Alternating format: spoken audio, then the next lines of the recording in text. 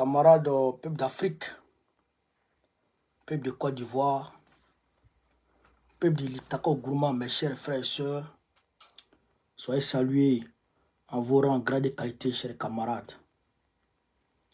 Je vais vous demander de partager au maximum cette vidéo, car l'heure est grave. L'heure est très grave, chers camarades. L'AES est menacée. L'AES est menacée et je voudrais ici saluer le travail patriotique et citoyen abattu par la camarade Pichiring Balé. Partagez cette vidéo, chers camarades, partagez cette vidéo. On va très rapidement rentrer dans la rue parce qu'on est en retard. Normalement, le direct doit le tenir. Il devait le faire peut-être à 22h, 21h normalement. Mais là, j'ai pris un grand retard. Mais quand même, je vous demande de partager quand même. Partager au maximum. Voilà. Chers camarades, nous avons un grand complot qui se prépare contre l'AES. Un complot immense qui se prépare contre l'AES. Oui, oui. Un complot immense qui se prépare contre l'AES. Je vais ici vous montrer quelqu'un. Je vais ici vous montrer quelqu'un.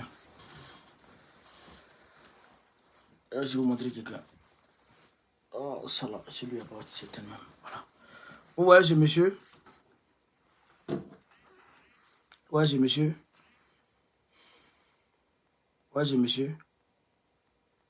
Voilà. Il s'appelle, c'est le colonel Alpha Yaya Sangaré. Alpha Yaya Sangaré. Le colonel Alpha Yaya Sangaré.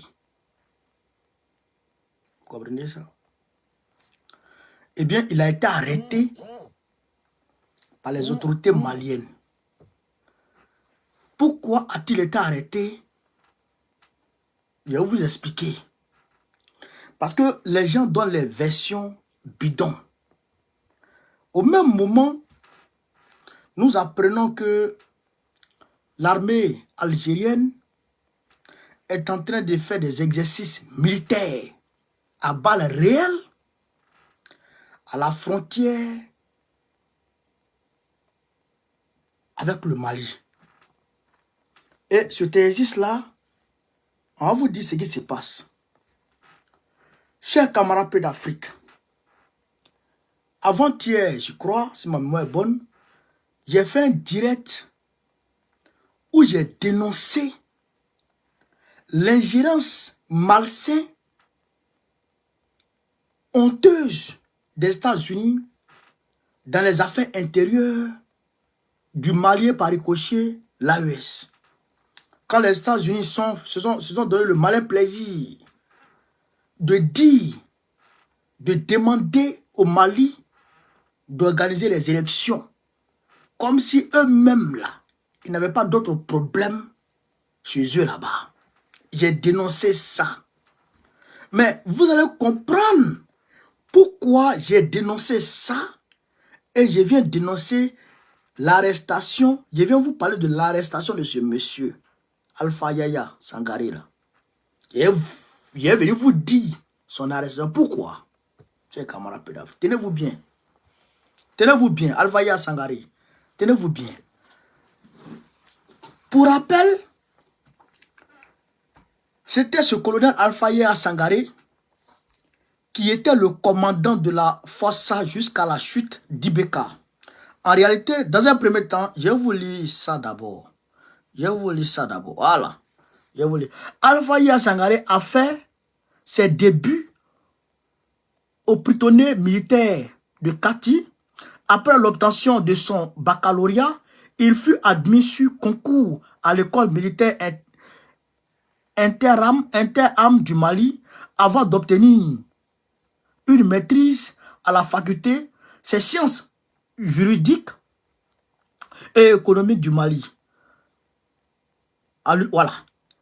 un master à l'université Washington. À l'université Washington. Vous comprenez ça? Donc, Alpha Yaya a à peu près le même profil que Doumbouya de la Guinée-Conakry. Alpha Yaya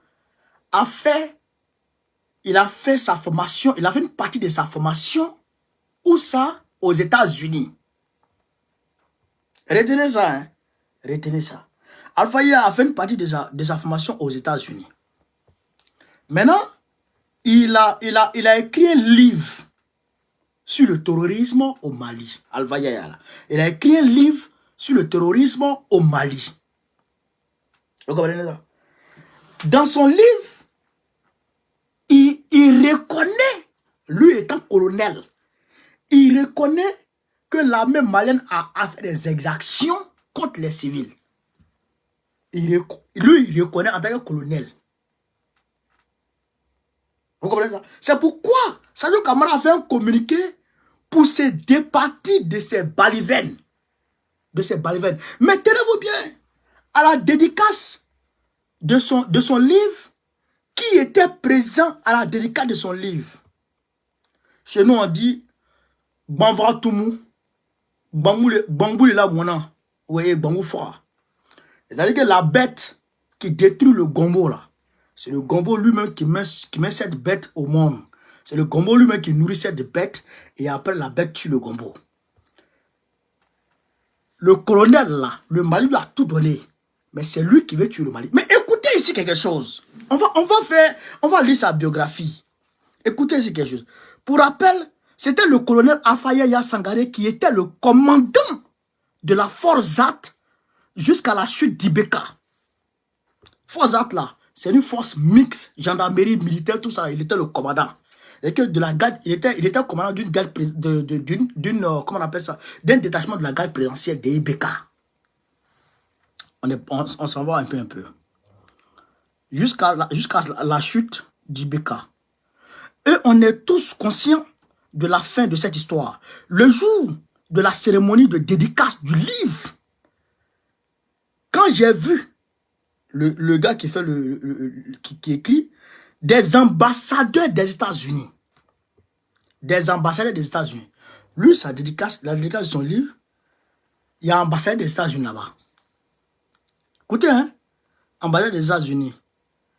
Quand j'ai vu l'ambassadeur des États-Unis, du Qatar, il y avait l'ambassadeur du Qatar là-bas, et de l'Arabie Saoudite, et bien d'autres ambassadeurs. Donc, toi, tu écris un livre contre le terrorisme, tu écris un livre sur le terrorisme, et puis, à la dédicace de ce livre, les États-Unis, l'ambassadeur des États-Unis est présent. L'ambassadeur des États-Unis est présent. L'ambassadeur du Qatar est présent. L'ambassadeur de l'Arabie Saoudite est présent. Bon. Et dans ce livre, tu fustiges tes supérieurs hiérarchiques. Tu fustiges les autorités du Mali. Bon, cela veut dire quoi?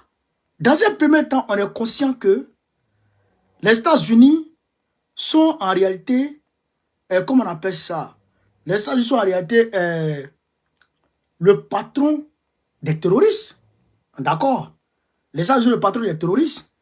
Maintenant, comment on appelle ça? Le Qatar finance le terrorisme. Tout le monde est d'accord avec ça.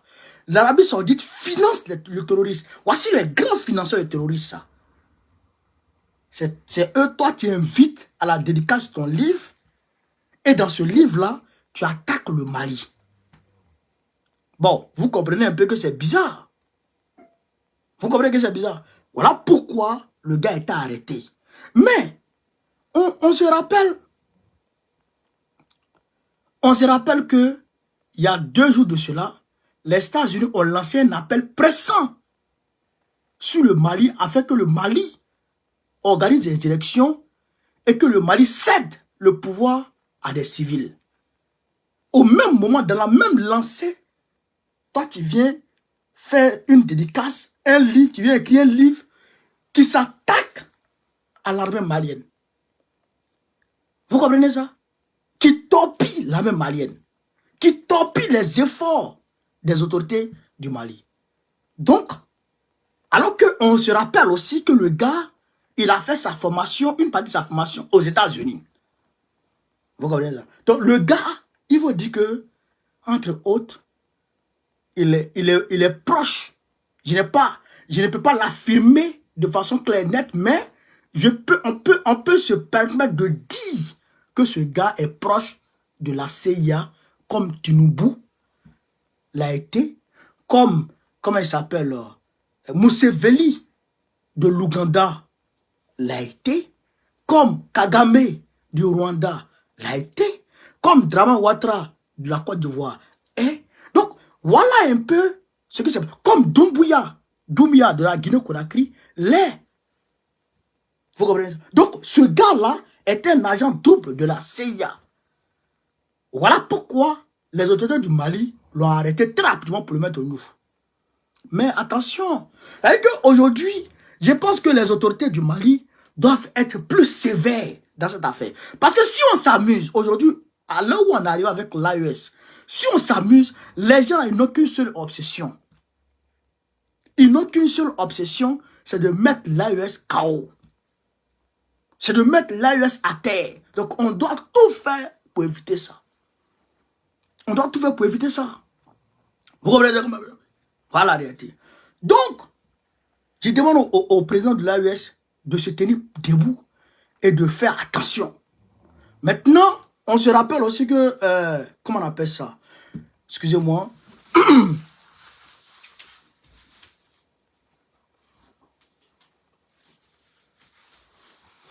On se rappelle aussi que, comment on appelle ça?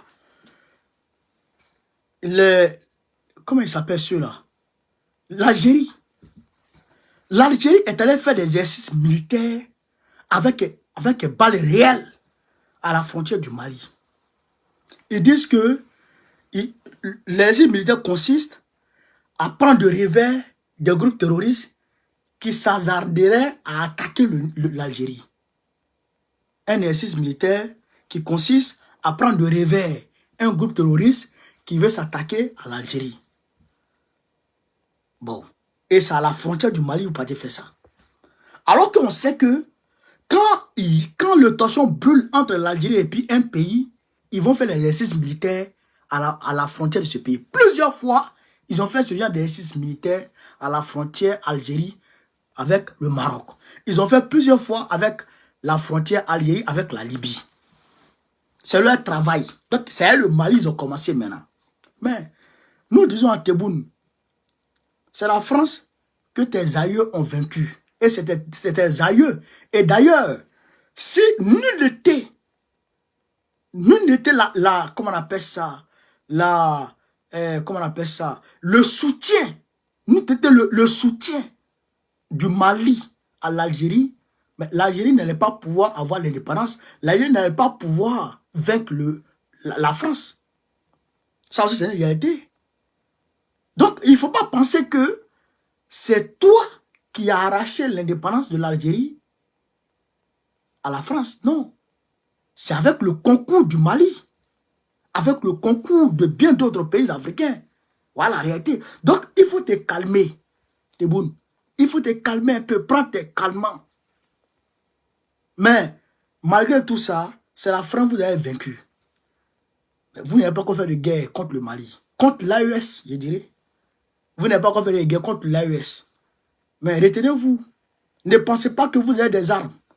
Parce que quand ça a commencé là, ça va vous dépasser. Ça va vous dépasser. Ça c'est une réalité. Voilà. Chers camarades peu d'Afrique, on va aller ici très rapidement en Côte d'Ivoire. Je voudrais ici saluer Picheline Balé pour les efforts qu'elle a fournis aujourd'hui en allant, chers camarades peu d'Afrique, je dirais hier, en allant au contact de la population qui est menacée de déguerpissement. Sopassi, ouais, ça c'est Sopassi, voilà, Biabou, Voilà. En allant vers la population de Biabou, pour aller parler avec ces populations-là, pour aller préparer ces populations-là, chers camarades peu d'Afrique, à l'arrivée des bulldozers, des bulldozers démoniaques de Grand Ouattara. Donc, on va ici écouter Pierre Balé en train de s'adresser au peuple de Biabou, chers camarades peu d'Afrique. On va l'écouter très rapidement. Voilà. On va déjà avancer un peu. Voilà. Président dédié. Voilà. Lui, il ne venait pas casser la maison des gens comme ça. Donc, en sa mémoire, avant qu'on commence, on va observer 1 minute de silence en sa mémoire. Donc, on écoute Pierre Balé, chers camarades. On écoute Pierre Balé.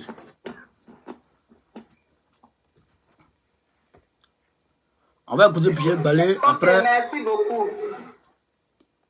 Donc, aujourd'hui, on s'adresse aux populations de Biabou, mais on veut s'adresser à travers les populations de Biabou à tous ceux qui sont menacés de déguerpissement. Écoutez, hein. Parce qu'avant le 9, on ne pourra pas passer partout. Donc, ce qu'on est en train de dire aujourd'hui là, vous devez partager partout pour que tous ceux qui n'ont pas eu la chance de nous voir chez eux puissent entendre le message que nous allons donner. Normalement, nous sommes dans un pays organisé. Normalement. Et un pays normal, il obéit à sa constitution. Vous voyez, quand vous créez vos associations, là, vous faites statut et règlement intérieur, non? Voilà, pour la Côte d'Ivoire, là, notre statut et règlement intérieur, là, on appelle ça la Constitution.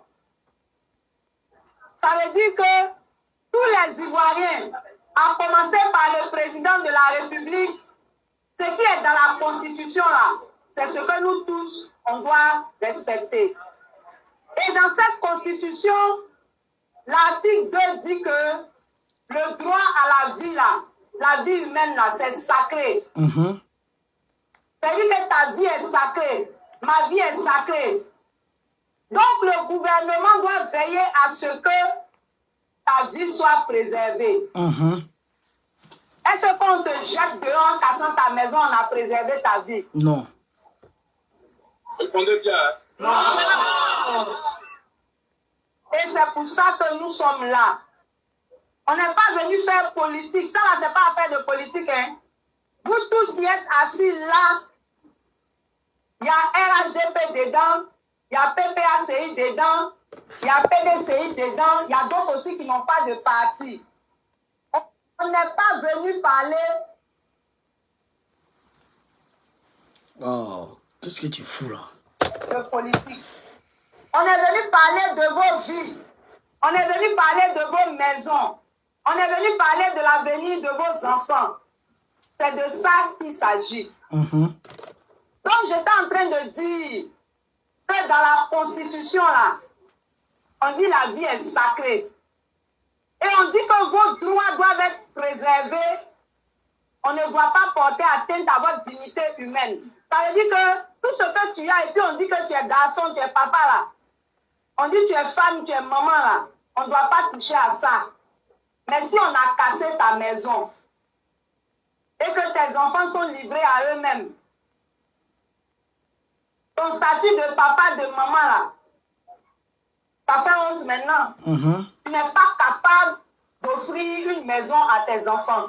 Tu n'es pas capable de nourrir tes enfants. Tu n'es pas capable de faire en sorte que tes enfants aillent à l'école. Il faut avancer un peu. Voilà. Il faut avancer un peu. Mais on fait ça aussi parce qu'ils ont fait aux autres et puis il n'y a rien. Est-ce que vous comprenez? Ils ont fait ça aux autres et puis il n'y a rien. Donc maintenant même, ils ne se gênent pas. Il faut communiquer pour dire voilà, près de 200 sites, on va détruire et puis il n'y a rien. Est-ce que vous comprenez ce que je vous dis? C'est pour ça nous, on a dit, il faut qu'on aille vers nos parents. Moi, je ne vous connais pas. Vous ne me connaissez pas. Mais ce que je sais, vous êtes des êtres humains. Et on n'a pas le droit de vous traiter comme ça. Ça là, ça me suffit pour venir vers vous, pour vous dire ce qu'il faut faire. Écoutez, hein. Il y a deux choses à faire. La première chose, pour vous qu'on n'a pas encore touché là, la première chose à faire, c'est de leur écrire. C'est-à-dire, nous, on s'en va aujourd'hui là. Demain matin, lundi, ils n'ont qu'à se réveiller avec vos courriers. Vous écrivez au district, tout ça, c'est lui qui a communiqué pour dire qu'il va venir casser. Vous écrivez aussi au ministère de l'assainissement. Parce que c'est eux qui gèrent les histoires de trous qui sont partout là. C'est eux qui gèrent ça. Vous écrivez au ministère de l'assainissement. Mais vous mettez en copie le président de la République.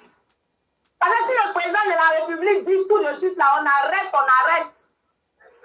Mais il n'a pas dit ça.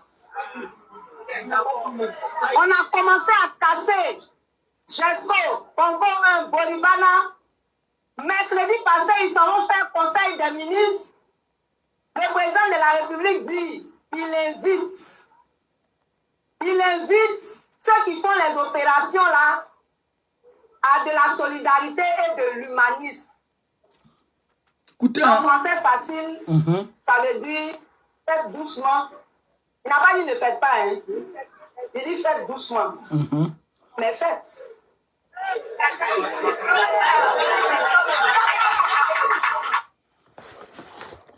Ouais, la population, qu'ils ont envie de l'écouter. Ouais, TikTok, vous voyez? Voilà, vous voyez la population qui ont envie de l'écouter. Ah oui, d'accord. On l'écoute.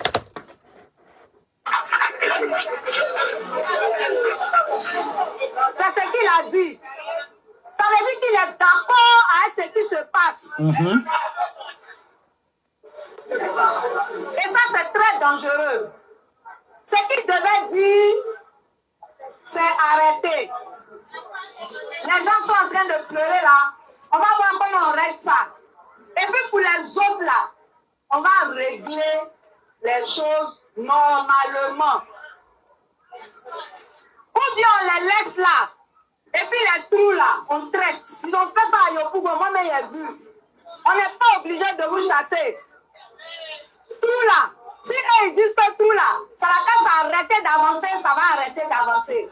Il y a des ingénieurs pour ça. Donc on dit, vous restez là, on va gérer le trou. Ou alors, on vous recense, on vous paye. Vous partez et puis ils prennent leur site. C'est pas compliqué. C'est pas compliqué.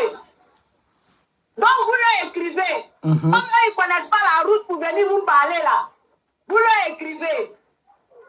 Dans les règles là, quand quelqu'un t'écrit là, tu réponds. S'ils ne répondent pas, vous vous levez, vous partez là-bas. Quand on dépose courrier là, il y a quelque chose qu'on appelle la décharge. C'est-à-dire que le même courrier là, tu fais la copie. Et puis quand tu déposes là, eux ils signent dessus pour dire qu'ils ont reçu. Quand tu gardes ça, c'est ton reçu. Vous prenez reçu là, vous partez là-bas. Vous dites on a écrit, vous n'avez pas répondu, donc on est venu voir ce qui se passe. Voilà. Parlez-nous, c'est quoi? Voilà. Et puis ils vont vous parler. Quand ils vont vous parler là, parce que les gens là, ils disent quelque chose aujourd'hui, demain ils disent ils n'ont pas dit. Donc quand ils vont vous parler là, il y a quelque chose qu'on appelle PV. Demandez PV là. Ce qu'ils ont dit là, on n'a qu'à écrire, nous tous on a signé. Pour dire que c'est sur ça on s'est entendu. Est-ce que vous voyez? Vous avez compris? Je répète, hein, vous écrivez un courrier au district et puis au ministère de l'assainissement. Vous mettez en ampliation, c'est-à-dire en copie, le président de la République, le premier ministre, et puis leurs amis, les bailleurs là, ambassade de France, Union européenne, tout ça là, vous les mettez en copie. Ils n'ont qu'à savoir que vous n'êtes pas content et qu'on vous maltraite. Voilà. Et puis dans le courrier là, écrivez que si on ne vous répond pas là, vous allez faire ce que vous voulez. Et puis chacun va assumer. Voilà. Vous comprenez? Je vous ai dit que c'est parce que les autres ne disent rien qu'ils continuent. Hein? Parce que leur prétexte, ils sont tellement malhonnêtes. Vous savez ce qu'ils disent? Ils disent qu'ils veulent vous enlever là pour ne pas que le trou vous tue. Est-ce que vous voyez? Bon, tu ne veux pas que le trou me tue. C'est quand tu vas me mettre dans la rue, je ne vais pas mourir. Donc tu es d'accord pour que je meure. Mais c'est le terrain où je suis là qui t'intéresse. Sinon, si tu ne veux pas que je meure, tu vas me payer et puis je vais partir. Ou bien tu vas gérer le trou et puis je vais rester. Est-ce que vous voyez? Donc, j'avais dit que c'était la première solution. La deuxième solution, c'est de se défendre. Écoutez, De toute façon, la machine vient et puis elle ne te prévient pas là. C'est comme ça que tu as le droit de te défendre. Mais tu te défends pacifiquement. Pacifiquement.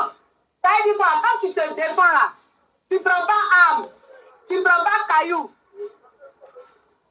Nos mamans là, elles se mettent nues, elles s'en vont se coucher devant la machine là. Voilà. Pour nous tuer et puis tu vas aller casser nos maisons.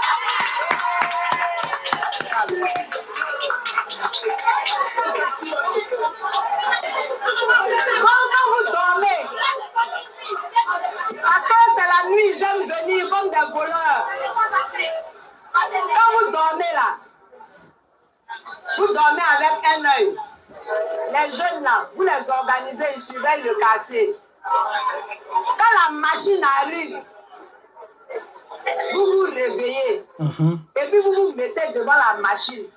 La personne qui t'a envoyé là, elle n'a qu'à venir nous dire où on va. Et puis nous on est parti. On n'a pas dit on va pas. Maintenant, comme tu es venu pour nous tuer, faut nous tuer avant de casser nos maisons. Parce que quand tu casses nos maisons, nous on meurt. Donc on préfère mourir avant que nos maisons ne soient cassées. C'est pas compliqué.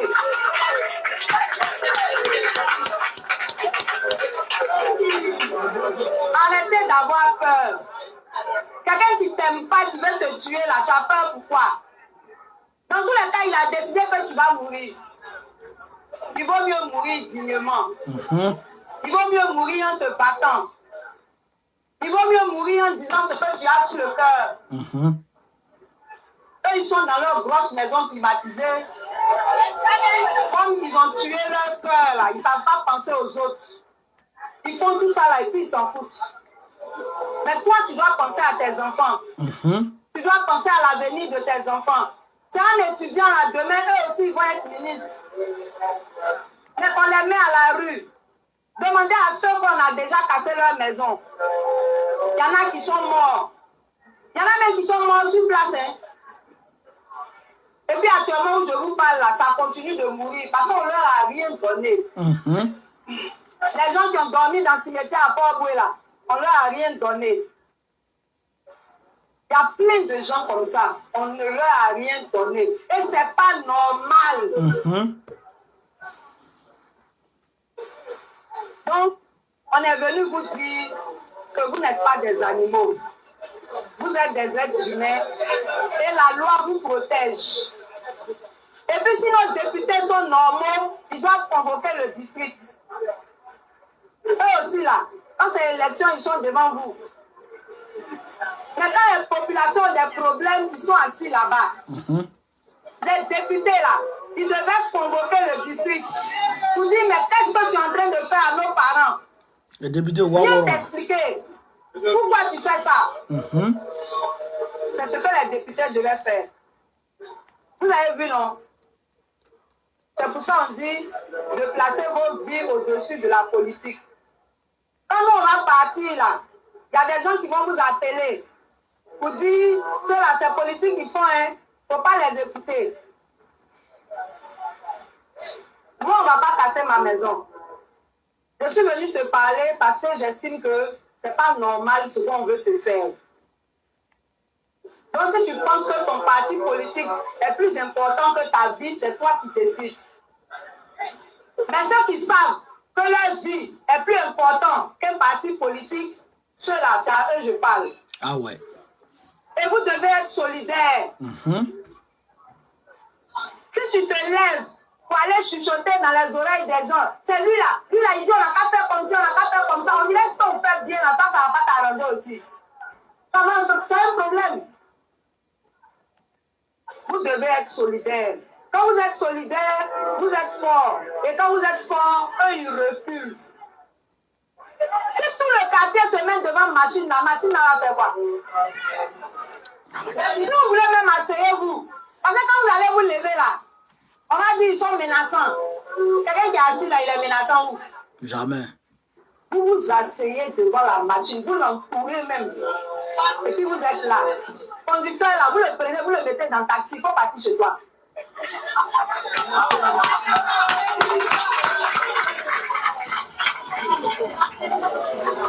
Parce que trop c'est tôt. Et on est en train de parler comme ça là, mais c'est pas un jeu, hein. C'est pas un jeu. Ils ont fait ailleurs. C'est parce qu'ils n'ont pas honte. Ils peuvent continuer. C'est pour ça qu'il dit, ce que je suis en train de dire là, il faut publier ça partout. Pour que ceux des autres quartiers qui sont dans la même situation que vous, on n'a pas encore vu, puissent entendre le message. Défendez-vous pacifiquement. Vous avez compris? Maintenant, ceux qu'on a déjà cassé leur maison, c'est maintenant ils vont venir dire aux gens, faites recensement. Recensement de quoi? Actuellement là, ils sont en train de mettre la pression aux gens de Gesto pour dire oui, faites recensement. Quel recensement? Pourquoi vous n'avez pas commencé par là? Parce que le recensement actuel là, ça ne peut pas être un bon recensement. Il y a des gens même qui ne sont pas dedans, qui vont se mettre dedans. Il y a des gens qui sont dedans, qui vont être oubliés. Celui qui a trop peur, qui allait se coucher au village là-bas, bon, comment lui on va le voir? C'est pour ça qu'il faut commencer par le recensement, s'ils sont de bonne foi. Donc vraiment, ceux qu'on a déjà cassés pour eux là, eux aussi, ils doivent se constituer en collectif de victimes pour revendiquer leurs droits. Pour dire, vous avez cassé ma maison sans me dire, dédommagez-moi. C'est important. On peut même porter plainte contre l'État. Ça se fait. L'État n'a pas raison. Comment là? Quand il n'a pas raison, il n'a pas raison. Mais vous-même aussi, commencez à vous organiser. Commencez à vous organiser. Parce que quand vous allez entourer la machine, on va chercher à savoir à qui on parle. Vous allez désigner qui? Commencez à vous organiser. Vous avez eu la chance, on vous a prévenu. Commencez à vous organiser et puis soyez solidaires. Faites passer vos vies avant la politique. Faites passer l'avenir de vos enfants avant la politique. Soyez courageux.